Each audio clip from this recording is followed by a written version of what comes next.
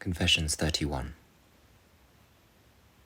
But when men see your works by your Spirit, it is you who see through their eyes. When they see that your works are good, it is you who see that they are good. When it is because of you that things please us, it is you who please us in them. And when it is by your Spirit that they please us, they please you in us. For who else can know a man's thoughts except the man's own spirit that is within him? So no one else can know God's thoughts but the Spirit of God. And what we have received is no spirit of worldly wisdom. It is the Spirit that comes from God to make us understand God's gifts to us. This raises a question in my mind. For since it is undoubtedly true that none but the Spirit of God can know God's thoughts, how can we understand the gifts that He has given us? The answer to this question is, of course, that even when we know things by God's Spirit, none but His Spirit truly knows them. For if it is right that those who speak by the Spirit of God should be told, "It is not you who speak," it is equally right to say to those who know by the Spirit of God, "It is not you who know."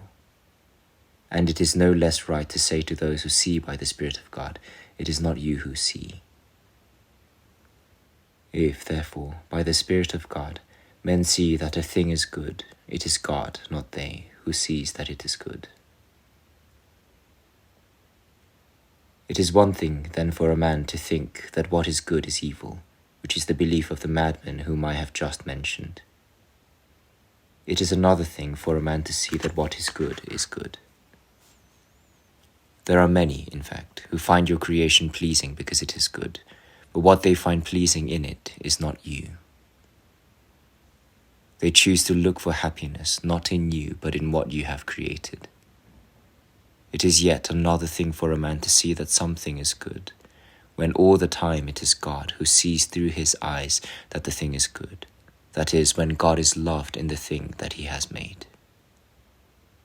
But God would not be loved if it were not for the Spirit which He has given us. For the love of God has been poured out in our hearts by the Holy Spirit, whom we have received. And it is by the Holy Spirit that we see that whatever exists is good, no matter what may be the degree of its existence. For the Holy Spirit comes from God, who does not exist in degree, but is absolute being.